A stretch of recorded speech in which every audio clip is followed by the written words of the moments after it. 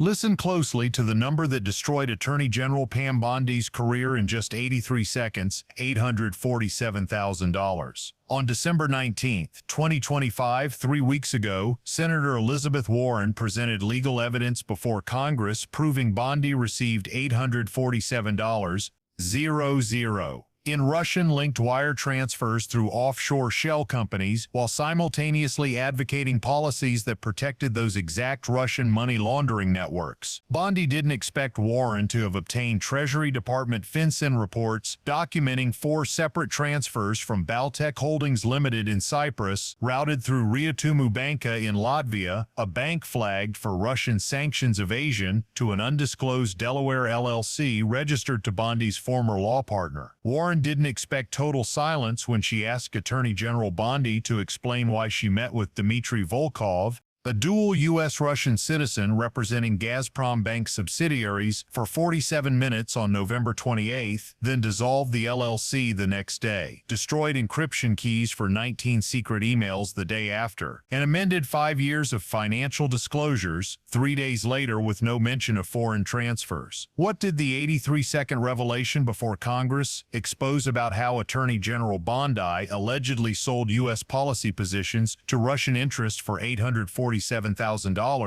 making her liable for FARA violations, false statements, and potential contempt of court for refusing to answer questions under oath about legal evidence that could trigger criminal prosecution? December 19, 2025, 2:47 p.m. Senate Judiciary Committee, Hart Senate Office Building. The oversight hearing had been scheduled as routine end-of-year session, examining Justice Department operations. Attorney General Pam Bondi sat at the witness table in her professional Navy suit, hands clasped confidently, expecting standard questions about prosecution statistics and budget allocations. She had testified before Congress dozens of times during her career and handled hostile questioning with practiced deflection. But Senator Elizabeth Warren from Massachusetts sat 3 seats from the committee chairman with a closed blue folder containing legal evidence that would end Bondi's career in less than 2 minutes. The former law professor and consumer protection advocate had spent 6 weeks coordinating with Treasury Department investigators, obtaining classified FinCEN reports that documented systematic money laundering through Baltic banks, and building a prosecutorial case that left no room for evasion. At 2:48 p.m., Chairman Dick Durbin recognized Warren for questioning. The chamber fell into expectant silence as Warren opened her blue folder with the methodical precision of someone about to present evidence to a grand jury. "Miss Bondi," Warren began, her voice carrying the measured calm of a prosecutor holding all the cards, "during the period spanning March through November of this year, were any communications from foreign nationals received by you concerning policy matters within your official duties?" A standard opening question that seemed routine. Bondi shifted forward slightly in her chair. "Senator, official channels bring me hundreds of communications each month. Our counsel's office reviews and logs everyone as regulations require," Bondi responded with bureaucratic confidence. Warren's gaze remained fixed on the folder contents before Congress. "My question pertains specifically to communications originating from Russian nationals or intermediaries with Russian connections." "Not to my knowledge, Senator," Bondi stated, maintaining her composed demeanor. Warren turned to the next page, revealing the first piece of legal evidence that would demolish that denial. "Does the name Baltec Holdings Limited mean anything to you? It's a company registered in Nicosia, Cyprus." The pause before Bondi's response extended half a second beyond her previous answer, a micro-tell that Warren, with decades of cross-examination experience, immediately recognized as evasion preparation. "My records would need reviewing," Bondi offered weakly. "Allow me to provide assistance," Warren stated, lifting a single document that would serve as irrefutable legal evidence before Congress and cameras. 4 wire transfers to a Delaware limited liability company were flagged by Treasury's Financial Crimes Enforcement Network. The LLC registration shows your former law partner's name as registered agent. Baltec Holdings Limited was the source entity. Warren paused, letting the offshore connection sink in before delivering the devastating details. The processing intermediary was Unītedu Banka, located in Riga, Latvia, a bank specifically flagged by Treasury for facilitating Russian money laundering and sanctions evasion. Transfer dates were March 14th, April 22nd, June 8th, and September 3rd of 2025.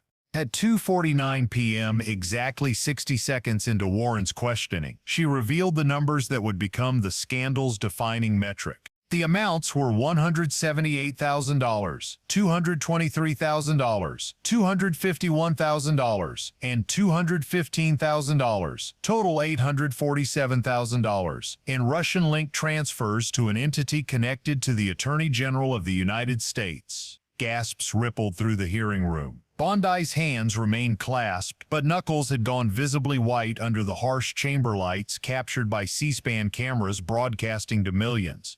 Warren continued with prosecutorial precision, presenting legal evidence that made denial impossible. The LLC received dissolution on November 29th, that was 3 weeks ago, just days before this scheduled hearing. Do you wish to modify your earlier response that you had no knowledge of Russian communications? No denial emerged from Bondi. No clarification followed. Total silence before Congress as Warren's document landed face up on the witness table, visible to every camera in the room. A staffer rolled a large monitor into camera range. The FinCEN report materialized on screen, sender identities redacted to protect intelligence sources, but dollar figures remaining exact. Wire transfer codes appeared alongside correspondent bank chains showing routing progression through Tallinn, then Riga, then Wilmington, Delaware. Miss Bondi, Warren pressed, her voice sharpening with each question backed by legal evidence. On June 9th of 2025, the day following the third wire transfer of $251,000, your attendance at a closed-door Senate Banking Committee meeting regarding sanctions enforcement policy is documented. Can you recall that meeting? Multiple meetings occurred during that time frame. Bondi deflected, her confident posture beginning to crack. This particular meeting, Warren clarified with devastating specificity, addressed tightening of correspondent banking rules for Baltic financial institutions flagged by Treasury for Russian money laundering. Unītedu Banka, the same bank processing your payments, was specifically discussed. Your position opposed additional restrictions that would have disrupted the exact money flow benefiting your undisclosed LLC. Does this refresh your memory? Bondi's hand extended toward her water glass, then stopped mid-reach. She returned it to the table, leaving the glass untouched, a physical manifestation of paralysis captured on camera before Congress. Regulatory feasibility concerns were what I provided, Bondi offered weakly, her earlier confidence completely evaporated. Warren turned another page, revealing additional legal evidence that proved the corruption was systematic, not accidental. An encrypted email reached you 4 days prior to that meeting. The originating address traced to a server in Tallinn, Estonia. The subject line contained no text. A single PDF attachment titled Correspondent Banking Impact Assessment, Confidential. Projected revenue loss figures for 3 Latvian banks appeared in that document. Unītedu Banka was among them. Warren's eyes lifted from the document to fix directly on Bondi. Was that communication disclosed to the Ethics Committee as required by law? Silence. The kind of silence that speaks louder than any denial before Congress and millions of viewers. When you provided testimony opposing sanctions enforcement, Warren continued, building her case with each unanswered question, were the offshore transfers that directly benefited from your policy position disclosed to this committee. Bondi's jaw muscles tightened visibly. Awareness that those transfers connected to the bank she'd defended was becoming impossible to deny before Congress as legal evidence mounted. That connection wasn't made by me at the time. Bondi finally managed, the weakness of the excuse obvious to everyone watching. Warren's head tilted slightly. The bank processing your associate's $847,000 in payments was identical to the institution you defended in Senate testimony, and this connection escaped your awareness? You're the Attorney General of the United States, Miss Bondi. You're telling this committee you didn't notice you were advocating for the same foreign banks paying you hundreds of thousands of dollars? At 2:50 p.m., exactly 83 seconds after Warren began her questioning, she delivered the evidence that made criminal prosecution inevitable. September 4th, 2025. The day after wire transfer number 4, $215,000, an email departed from your official Justice Department account to a Deputy Assistant Secretary at Treasury. The subject read, Urgent Review of Proposed FinCEN Enforcement Expansion. Your email requested delay of new reporting requirements specifically targeting shell companies receiving foreign payments through Baltic correspondent banks. Warren read Bondi's own words as legal evidence before Congress. These requirements risk overcapitalizing enforcement resources on low-risk technical violations while creating compliance burdens that could destabilize legitimate cross-border business structures. The document settled onto the table with finality. Low-risk technical violations. That's your characterization as Attorney General of $847,000 in Russian-linked transfers to an undisclosed LLC, the same LLC receiving those transfers presented as legal evidence before this committee. Bondi's breathing pattern had slowed to barely perceptible movement. Her hands remained folded. Her eyes stayed fixed forward, unable to meet Warren's prosecutorial gaze. You weren't speaking about broad regulatory policy, Miss Bondi. You were speaking about the precise mechanism processing your secret payments from Russian-linked entities. You used your position as Attorney General to protect your income source. No response materialized before Congress or cameras. Warren leaned back slightly, preparing to present evidence of active cover-up that would trigger contempt of court charges. The encrypted emails warrant discussion. 19 separate messages arrived between March and October 2025. Server origins included Estonia, Cyprus, and a Moscow data center. All were encrypted. Access occurred through a VPN service registered in British Virgin Islands. Not one appeared in any official Justice Department communication log as required by federal record-keeping law. Warren tapped the folder. We have the metadata. IP address ranges documented, access timestamps recorded. The actual content remains unavailable because encryption key destruction occurred on November 30th. One day after LLC dissolution, 2 days after your meeting with Dmitry Volkov, a pause developed as the pattern of systematic evidence destruction became undeniable. Who provided instruction for encryption key destruction? Miss Bondi. Silence answered. Who directed LLC dissolution? More silence before Congress. Warren opened the folder wider, revealing additional legal evidence. December 2nd, 3 days after LLC dissolution and encryption key destruction, 5 years of your financial disclosure forms received amendments. A footnote appeared referencing consultancy income source under review. No amount specified. The LLC went unnamed. Foreign transfers received no mention despite federal law requiring disclosure. She looked directly at Bondi. What prompted the December 2nd amendments 3 weeks before this scheduled hearing? Bondi's fingers compressed slightly. Counsel advice she managed weekly. Which counsel? External Compliance Counsel. Provide the name. I would need to.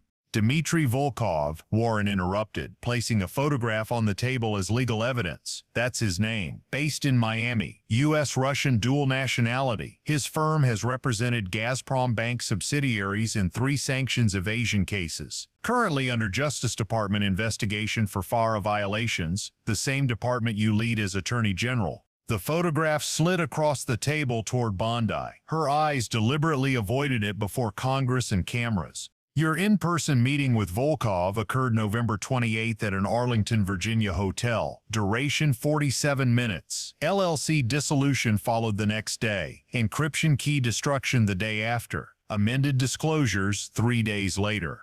Warren retrieved the photograph. What occurred in that 47-minute meeting, Miss Bondi? The silence deepened until it became physical presence in the hearing room. No coughs emerged. Papers remained still. Only HVAC hum and monitor buzz provided sound as Congress waited for answer that never came. Warren turned to final page. Your official schedule contains an entry, June 7, 2025, 3:30 p.m. Call BC Strategy. Are you familiar with BC Strategy? Bondi's shoulders held rigid position. It's a Nicosia-based consulting group. The address matches Baltec Holdings, the entity that sent you $847,000. BC Strategy's address matches all 4 wire transfer sender entities documented in legal evidence before this committee. Warren closed the folder with finality. Call duration 34 minutes. It preceded by 1 day your receipt of the encrypted policy document. By 2 days it preceded your Senate Banking Committee testimony opposing sanctions on the banks paying you. No ethics review contains it.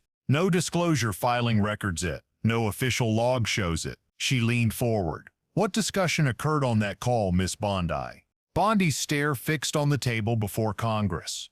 Miss Bondi. Nothing. 10 seconds elapsed. 15. 20. The silence before Congress became answer itself. Warren's voice carried constitutional weight. A simpler question: did requests to influence U.S. policy in exchange for monetary payment ever come from Russian or Russian-linked entities? Bondi raised her eyes, attempting composure. I have never acted as a foreign government representative. That wasn't my question, Warren stated. Silence resumed before Congress. Warren lifted her pen. Subpoenas will issue for all communications with Baltec Holdings, BC Strategy, or Dmitry Volkov. Phone records, emails, 3 years of financial records. Justice Department referral for FARA violations, false statements, and obstruction proceeds today. The folder shut. January 14th. 5 days from now, you return under oath. Criminal perjury referral will follow any false statements, potentially including contempt of court charges. Warren stood.